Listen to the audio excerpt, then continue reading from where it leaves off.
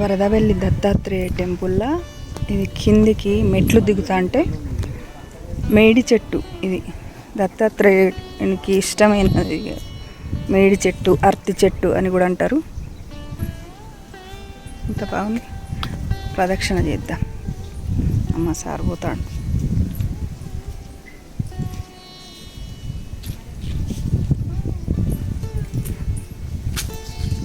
ఇది మిడ్ మానేర్ నిండినప్పుడు ఇవన్నీ నీళ్లు నిండుతాయి. ఇక్కడికి వస్తాయా? ఇక్కడికి రావు కావచ్చు, ఇది కిందికి రావు కావచ్చు.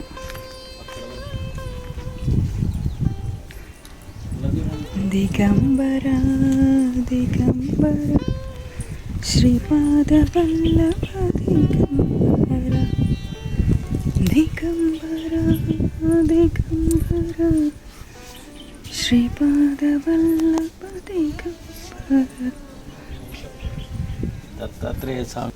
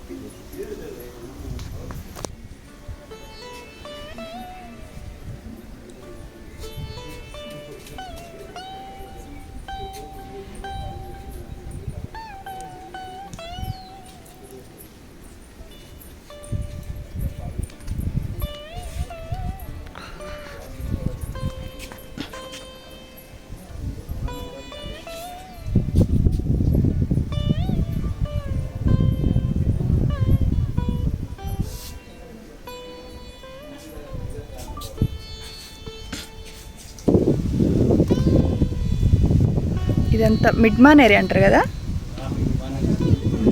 ఇదంతా మిడ్ మానేర్ కింద చెరువు. ఇవన్నీ నీళ్ళు వస్తాయి. ఇక్కడ గుడి ఇక్కడ వరకు వస్తాయి నీళ్ళు, ఇక్కడ దాకా.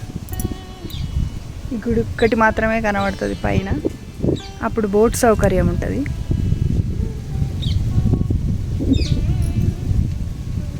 చూడండి, మనం వేములవాడకు పోయే బ్రిడ్జ్ అది.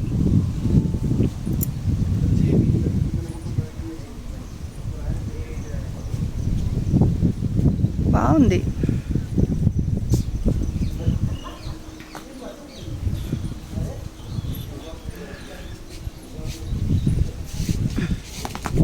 జయ గురుదత్త. మా స్వామి ఏం పని చేస్తాడు.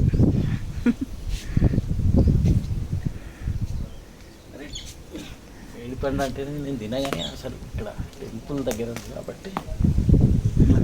అయ్యో తక్కువ బ్యాగ్ వేసుకో.